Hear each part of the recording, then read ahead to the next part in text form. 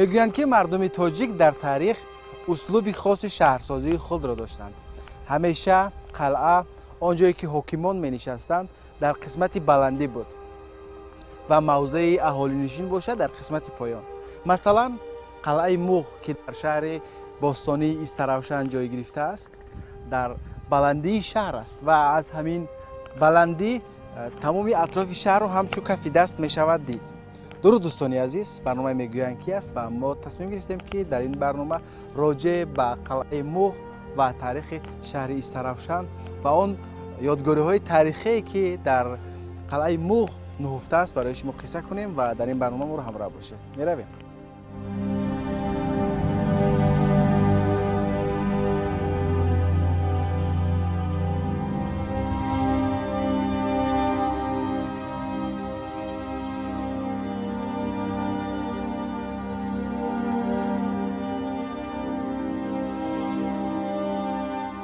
و دوستان عزیز، در برنامه امروزه ما رو دیرکتور مؤسسه دولتی مرکز جمهوری تاریخی قلعه موغ میرزا علیموف همراهی میکنن. درود بر شما. خوب هستید؟ خب ما میخواستیم که یک کمی برای بیننده تلویزیون سفینه درباره قلعه موغ معلومات دهید. ما در آغاز برنامه گفتیم که مردم تاجیک همین یک عنعنه داشتند که همیشه قلعه آن جایی که حاکمان می نشستند در بلندی بود. از همون بلندی مثلا حاکمان شهر رو نظاره میکردند. در عین حال ما قرار داریم در قلعه موغ شهر استراوشن که خوشبختانه یک ماه قبل در ماه آگوست 2024 استاتوس جمهوری کسب کرد. یعنی ما تابع اگنتی حفظ میراث تاریخی و فرهنگی جمهوری تاجیکستان شدیم و از 28 آگوست 2024 مؤسسه دولتی جمهوری مجمع یادگاری قلعه موغ نامگذاری شد. خوشبختانه. دیگر اینکه چون خودتون گفته گذاشتید قلعه این یعنی استحکام است. البته این باید در جای بلندی ساخته میشد برای محافظت خلقی که در اونجا زندگی میکردن. دیوارهای بلند میساختن، از چهار طرف دیوارهای مثلا احاطه‌ایش مستحکم میکردن که از اون بالای دیوارها گذشته شود. و همچنین در داخل قلعه حتما باید گذرگاه‌های زیرزمینی وجود می داشت، چون که برای تامین خوراک، برای تامین یارق اسلحه، برای گریزاندن کودکان و زنها و همچنین برای از داخل گذرگاه زیرزمینی در آمده از قفای دشمن برای حمله کردن همیشه ساخته میشد.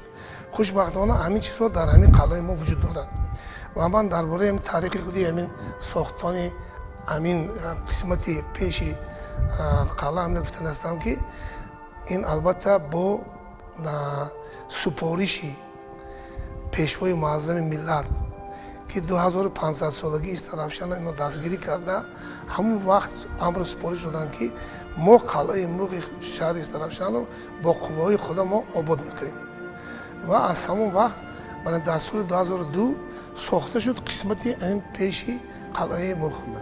در اساسی همون پایدیواری که قبلا وجود داشت در زیر همین یک چهار قطار همین علاقه همون پایدیوار اساسی پیشکیش قبلا همین وجود داشت و اینا در بالای همون پایدیوار برداشتن. یعنی همون نمادی اینه قلعه رو برقرار کردن. البته این دروازه‌ای که در اینجا می‌بینید این یک نشانه هنرمندی این شهر استراوشن است. اینا یکی از استوهای زبردستی ما استو صالح ساختگی هستند. دقت کنید هر یک نقش و نگار این دروازه یک مضمون خاصی خودش را دارد. این بهترین نشانه از کندکاری، هنری کندکاری شهر استراوشن و همچنین همین خیلی دروازه در آمد آثارخانه را هم همین انسان با دستان خود ساخته است. اینجا آثارخانه داریم. اینجا آثارخانه هم هست، یعنی همون یادگاری هایی که شما از اطراف قلعه پیدا میکنید و اونها رو جمع‌آوری کرده در خودی آثارخانه مجمع نگهداری میکنید. البته آثارخانه مجمع 2018 تشکیل کرده شده بود. ولی متاسفانه در داخلش اکسپونات‌ها خیلی کم بودن و شکر خدا که در دوام این 3 سال گذشته ما با دایر نمودن 4 مراتبه مفریات‌های باستانشناسی ما اکسپونات‌های نو پیدا کردیم و امروزها در داخل آستانخانه ما هم را جابجا کرده هستیم. اگر دقت داده باشید من اینجا گلستان شد. قبلا این گل وجود نداشت، امروز گلستان شد. همین دروازه‌ای که در اینجا ساخته است این هم محصول دستی استاد صالح استرافشانی است. و خیرم شهر استرافشان با هنرمندان مشهورش در کشور شناخته شده. من اینجا اگر دقت کرد نمودی اصلی قلعه در سال 1866 همین خیلی بوده است. این عکس از ارمیتاژ سنت پترزبورگ پیدا کرده آورده بودن. این نمودی عجیب داشت. متاسفانه در دوران شوروی بعد آمدن بلشویک‌ها همین قلعه خراب گردیده. من در اینجا عکسی خراب گردیده هم وجود دارد. متاسفانه من شکل قلعه اگر نگاه کنید قریب که قلعه وجود ندارد. با جای قلعه در اینجا گارنیزون عسکری شوروی بعد 1920 تا 24 25 همین شکل گرفته است. من در اینجا در این عکس در همین عکسی اینجا معلوم است که قلعه قریب وجود ندارد. لیکن اینجا اکسپوناتایی که ما جمع آوری کردیم در اینجا 2 تبری سنگی است که از زیر همین زمین کوتکوی آمفی‌تئاتر از زیر زمینی همین قلعه برآمدگی است که هر یکی اینها تاریخی 5000 ساله دارند. یعنی از این بر میآید که چون که جناب عالی در برنامه‌های خودشون بارها قید میکنند که خلق تاجیک ما تاریخی بیش از 6000 سال دارد. همینها به اثبات میرسانند که برای اون که 5000 سال پیش تبرهای سنگی را سازند یعنی ساکنشوی مردم باید از 6000 7000 سال پیش به عمل می آمد و برای تصدیق همین گفته ها ما در دوام 3 سال 4 مراتبه گفتگوهای ارکئولوژی گذراندیم. ما یک چیزای بهترین پیدا کردیم. در اینجا من اکسپونات ها آوردیم جایگزین کردیم. بغیر از خم ها، بغیر از کوزه ها، بغیر از شمدان ها ما پیدا کردیم اسباب آلات دوره نیولیت رو که در حسابات مدیر شعبه ارکئولوژی انستیتوت تاریخ باستانشناسی و مردمشناسی جمهوری تاجیکستان تورخان خوجاگلدیف در حساباتشون همینجا نشر شده است و عکساش هم وجود دارد. بغیر از این من اینو ببینید که خموی اصل 1.4 اصل 1.4 و از روایت‌های تاریخی چون معلومات داریم که همین قلعه ساخته شده بود از طرف کوروش کبیر و همچون مرکزی شهری کوروشکده بود اینجا و وقتی که اسکندر مقدونی با اینجا حمله کرده می آید اسکندر مقدونی و سرلشکری او کراتر در همین جا از دست مردمی با شجاعت دلیر استرافشانی ها یکمین مراتبه زخمی میشه و همچنین نمونه یادگاهی که از اینجا پیدا کردیم اینا من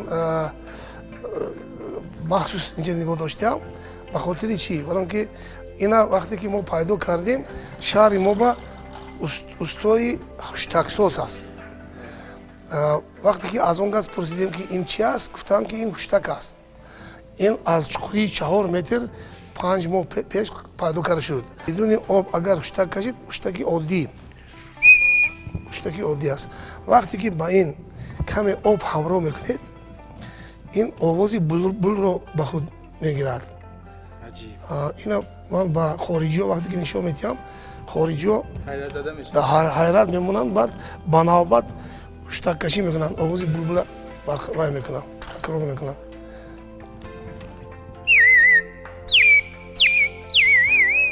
ببینید عجیب است. در این نشانه آن است که مردم ما در حقیقت هنرمندند.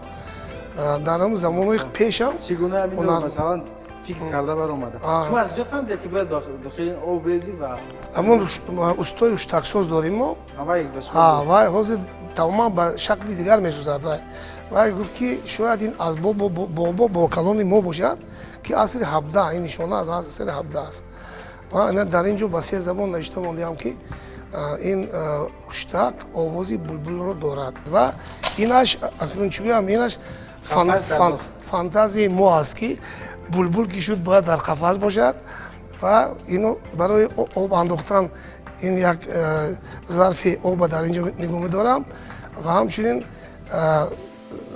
дастпокунак яъне салфеткаи ва дар ин ҷо нигоҳ дошта мешавад ки тоза карда ки кас нафас кашад. ин рафиқои мо пайдо кардан аз дохили замин. ин осорхона иборат аз ду қисмат аст. ин қисматаш қисмати археологӣ, яъне он бозёфтое ки аз зери замин пайдо шуданд дар ин қисмат нигоҳ дошта мешавад ва ин қисматаш қисмати этнографӣ.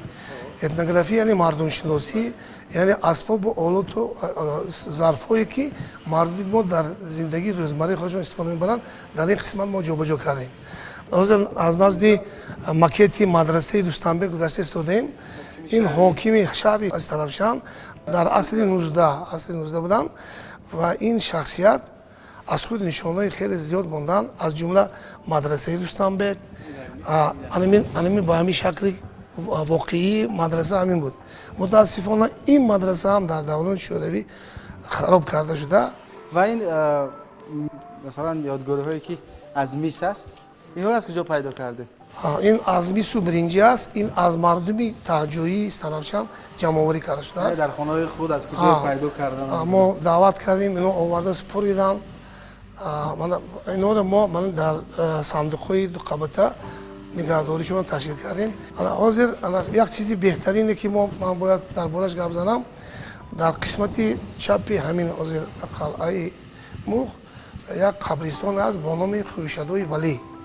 Хӯйшадои Валӣ дар он ҷо ҳамин сангҳои сари қабрӣ вуҷуд доштанд ки ман аз ин 22 дона сангҳои боқимондаро овардам, дар ин ҷо ҷобаҷо кардам ва аз сабаби он ки худам шарқшинос ҳастам, хонда метавонам ва мардум ба ман гуфтанд ки дар ҳамин қисмати қабристон сангҳое аст ки ба хати арабӣ навишта шудааст, одамо хонда наметавонанд. мутаассифона бачаҳо шикаста қисмати шикаста вақти бозии футбол дарвоза аз онҳо месозанд. вақте ки баромада дидам, бинам агар ҳамаш ба забони ба хати арабӣ асос навишта шудааст ва беҳтарин намунаҳои санъати ҳаккокии мардуми тоҷик. яъне болои ҳамин сангҳо номи он нафароне ки дар ҳамун қабр шуданд гузошта шудааст ва ҳамин гуна дар рӯи санг ҳаккокӣ шуда. хуб дар ин ҷо ҳамин гуна ёдгорӣ ҳаст ва шумо гуфтед ки мо корҳои бостоншиносӣ гузарондем дар атрофи худи қалъа. мешавад ки онҳоро бибинем? чуноне ки қаблан ҳам қайд карда гузашта будам, ба ғайр аз осорхона мо дар давоми 3 соли кори худ 4 маротиба кофткови археологӣ гузарондем ва ман ҳозир мехоҳам ба шумо нишон диҳам. аз рӯи китобҳое ки хондам, мақолаҳои илмӣ ки хонда будам, вақте ки директор таъин шудам, ба ҳамин чиз диққат додам ки ин албатта номаш ки истеҳком аст, бояд дар зераш гузаргоҳҳои зеризаминӣ бояд бошад. масъалаи таъмини обаш, масъалаи таъмини хӯрока, ҳамаи ино ба назар гирифта мешуд вақти сохтани истеҳком. инҷо чӣ ҳаст? инҷо ба забони лотини асуарӣ, ба забони худамо сағонаи устухонҳои оташпарастон, яъне ҳамин ҷо дар ҳамин ҷо гӯё ки сағонаи устухонҳои оташпарастон будааст. вақте ки мо инҷа кофткова сар кардем археологӣ ва дар қисмати чапаш нигоҳ кардем ки дар як ҷо фақат устухон ҷамъоварӣ шудааст. инҷо ҳаст ино? ҳамин устухонҳои бисёре ҳаст. агар кофтан гирид аз зери ҳамин замин ҳам устухонҳо баромада мегирад. шумо ба шакли осорхона инҷо масалан дар дохили шиша ин устухонҳоро нигоҳ доштем ва ҳар касе ки меояд дар ҳамин ҷо тамошо мекунад. он тараф низ ҳамин гуна масалан дар ин ҷо ҳам кофткови археологӣ идома додем, дар ин қисмат ҳам кофткови археологиро идома додем ва дар чуқурии бештар аз 4 метр мо пайдо намудем як ду қубури обпартои сафолинӣ ки баъд мувофиқи гуфтаҳои профессор Раҳимов Набиҷон Турдиалиевич ки ҳамроҳи мо дар вақте ки кофткои археологӣ иштирок мекардам он газ гуфтанд ки ин қубурҳои асли 89 милодӣ ин қисматро пайдо кардем. баъд соли 2022 дар моҳи октябр дар чуқурии бештар аз 4 метр мо 2 лӯлаи обгузари асрҳои 89-ро пайдо кардем. баъд аз ин ки қубурҳои обгузар пайдо шуданд мо тафтиш кардем ки ҳамин қубурҳо чанд метр тӯл доранд ва сима дохилашон равон кардем ва дар натиҷа маълум шуд ки баъди 15 метр симе ки мо дохил кардем банд монд. баъд идома додем баъди 15 метр кофткои археологӣ кофтем. дар соли 2022 моҳи октябр 14 октябр мо дар ин қисмат чӣ бошад шояд идомаи ҳамин дар инҷо бошад гуфта кофтем ки дар натиҷа маълум шуд ки дар инҷо гузаргоҳи зеризаминӣ аст. нақб аст, гузаргоҳи зеризаминӣ аст ки аз 4 тарафаш похишти замони асрҳои 89 сохта шудааст. ин беҳтарин нишонаи ёдгории таърихӣ аст. дохили ин касе рафт? ба ин дохил корманди мо рафтам тоза кардам то 12 метр рафтем. ҳоле мо интизор ҳастем ки боз бостоншиноса ҷалб кунем ва давом диҳем кофтокони амина. ва ин чӯбҳо низ аз ҳамин ҷо ёфтем? аз ҳамун давра. шумо барои он ки инҳо хароб нашавад ҳифз мо шавад болоша пӯшидем.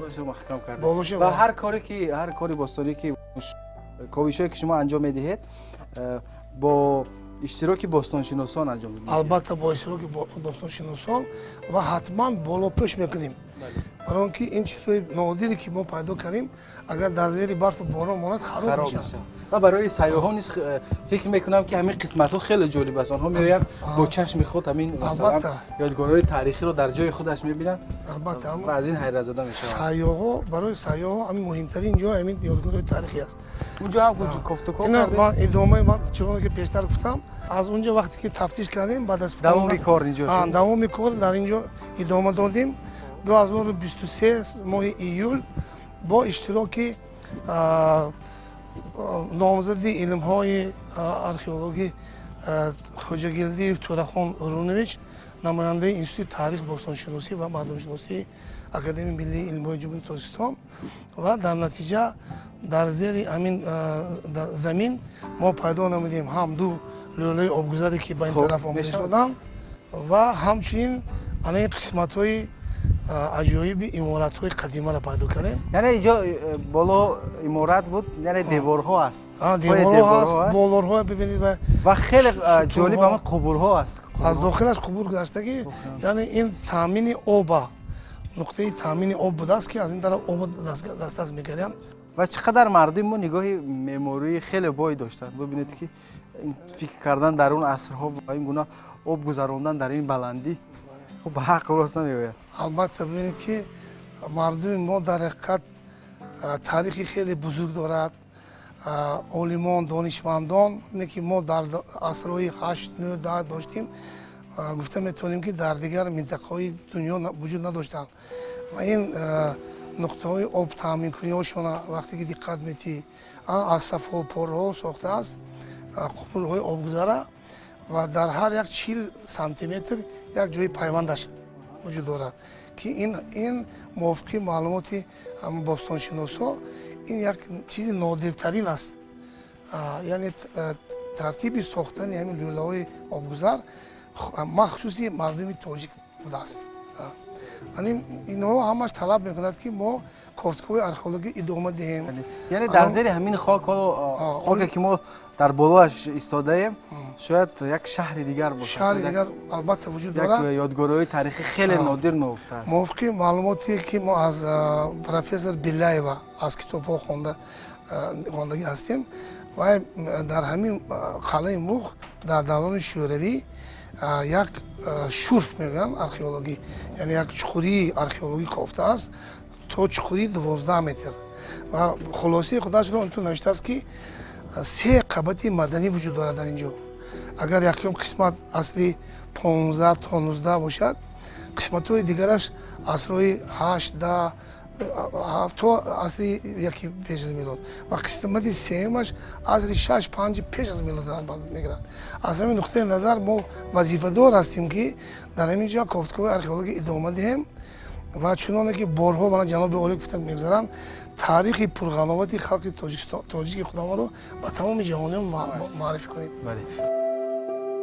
Дар ин қисмати замини қалъаи Муғ мо дар асоси иҷозатномаи вазорати фарҳанги ҷумҳурии Тоҷикистон аз 19 июл то 8 августи соли ҷорӣ кофткови археологиро идома додем ва дар чуқури бештар 4-5 метр пайдо намудем кӯзовои даври қадима ки ба ин ҳамон олими археолог ки ҳамроҳи мо кор карданд Тӯрахон Руниш Хоҷагилдиев гуфтанд ки ин тааллуқ дорад ба асри 7 милодӣ ва ин устухонҳо ҳам ҳамин хел ва барои инҷа шояд сағона бошад ё ягон ҷои оташдони оташпарасто бошад.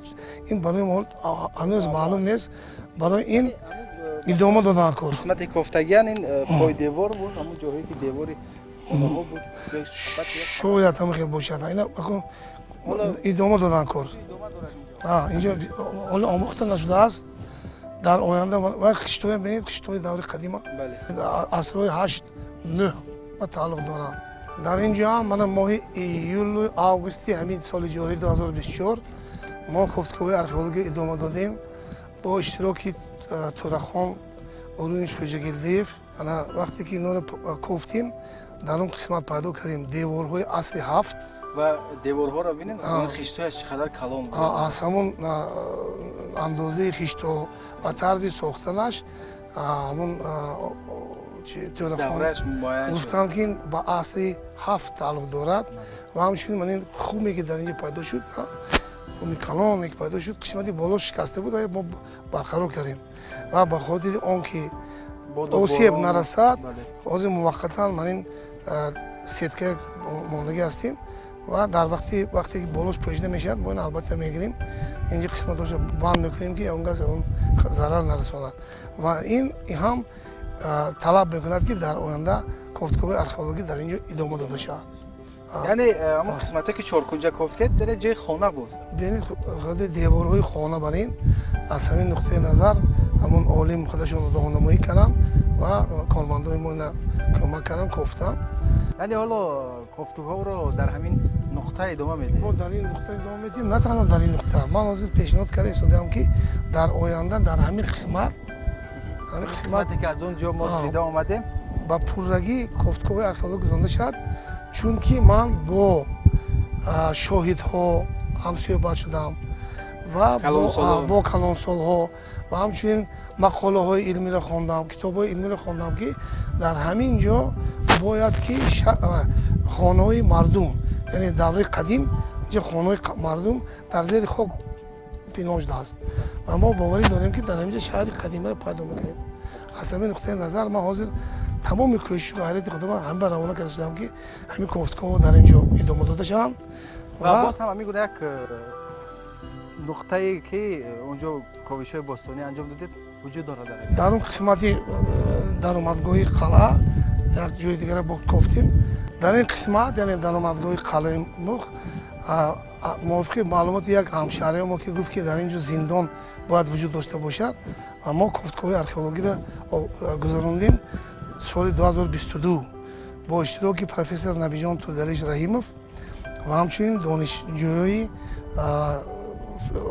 донишгоҳи давлатии Хуҷанд факултаи таърих ва дар натиҷа анин деворҳо пайдо шуд ва ин деворҳоро истеҳком буданд. Деворҳоро гуфтанд ки ин садди аввали мудофиавӣ. Сарбозон ки холӣ мекарданд шаҳр хеле таърихи бузург доштааст ин ки вақтое ки фармоидам таърихи хеле бузург дорад, чунки дар замоне ки бо тиру камон мубориза мебурданд ҳамин деворро истифода мебурданд. аз рӯи маълумоте ки профессор Раҳимов Набиҷон Турдалиш гуфтанд. Ман агар як бор ворид шавам дохилӣ, хуб ҳамин гуна мо оҳиста-оҳиста дохили таърих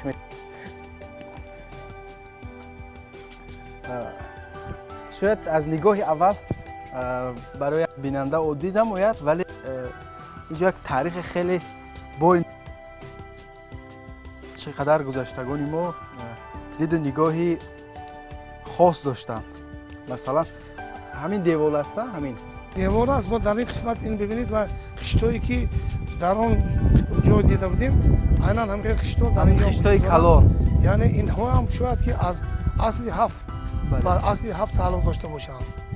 به هر حال گمان‌های زیاد است درباره قلعه مخ و عموما یادگاری‌هایی که شما از اینجا پیدا کردید و فکر می‌کنم که یک کار علمی خیلی کلان است در اینجا که جستجوی زیاد رو طلب می‌کند و فکر می‌کنم اگر باستانشناسان هرچی بیشتر و عمیق‌تر در اینجا کارهای ارکئولوژی خود را انجام دهند.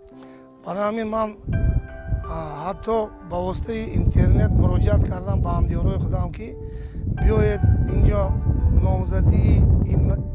نامزدیتون حمایه کنید، رساله های نامزدی، رساله های دکتری نویسید، استفاده برید از این امکانات های وسیعی که برای هم از جهت ارکئولوژی و هم از جهت تاریخی آن چیزهایی که ما داریم این استفاده برده مقاله های علمی نویسید، رساله های علمی نویسید و این امکانات هست. شهر سراوشان در قطار یکی از شهرهای قدیمترین آسیای مرکزی و عموما آسیا به حساب می رود. یکی از شهرهایی که در اینجا هنرمندی، تجارت و علم و فرهنگ و ادب رشد کرده بود. و اینجا شما مثلا بیناهای نو ساختید، اینها برای چی هستند؟ اینا چنانه که شما خبر دارید در پیام خود جناب عالی گفتند که به قلعه مخ دقت دهید، کاسبا و هنرمندان را به آنجا برارید، با آنها جای تشکیل کنید و از همین نقطه نظر برای در عمل پیاده ساختن امر سپارش‌های پیشوای معظم ملت در اینجا ما جدا نمودیم جاها را برای کاسبان، هنرمندان شهر. دکان‌ها برای هنرمندان است. دکان‌ها برای هنرمندان است که هنرمندان میآیند در اینجا در این دکان‌هایی که ساختن البته محصول خودشون استحصال میکنن با اون مقصد که اینجا همچون یک مرکزی سیاحی وقتی که خارجی ها اینجا میان البته دقت میدهند به هنرهای مردمی ما و از اینا خریداری میکنند. همین دکان‌ها را برای هر یک هنرمند شما مثلا تقدیم میکنید و میان کارهای هنری خودش رو انجام میدن و خیلی عالی هم هست که مثلا در یک حوزه تاریخی هنرهای قدیمی ما رشد میکنند و فکر میکنم اینجا دیگر یک مرکزی هنر، مرکزی فرهنگ، مرکزی رفتارهای زیاد میشود. در آینده حتما این یکی از مرکزهای هنرمندی، مرکزهای سیاحی مبادل میگردد قلعه مخ ما. از همین نقطه نظر من اینجا دکان هنرمندی ساخت دوستان ترسونوف، عبدالقوار همداموف. من در اینجا با دیگر رفیقا برای خشتا را آماده ساختم که در دوام همین یک ماه دو ماه نزدیک البته یک چند اینجا دکان ساخته میشن و در آینده محصول مهنتی هنرمندان شهر سراوشان البته به فروش برده میشه. و شهر سراوشان نیست، شهر هنرمندان است. اینجا هنرمندان خیلی زیاد هستند که حتما که خب اینجا آمده دکان‌های خود را اشغال می‌کنند. تشکر زیاد. سپاس به شما. سپاس که در این برنامه ما رو همراهی کردید و ما یک سیر زیبای در قلعه مخ داشتیم و آن بازیافت‌های تاریخی که شما انجام دادید از آنها دیدن کردیم و فکر می‌کنم یک موضوع خیلی زیبا هست و بیننده نیز از این برنامه ما لذت برد. سپاس فراوان به شما. سپاس. دوستان عزیز، ما این برنامه رو از قلعه مخ از شهر سراوشان تهیه کردیم. شما هم بیاید به این موضوع تاریخی از این همه زیبایی، از این همه تاریخ غنی ملت تاجیک دیدن کنید و برای خود بهره بردارید و همیشه دوستدار تاریخ باشید. تا دیدار دیگر، سر بلند باشید. خیر.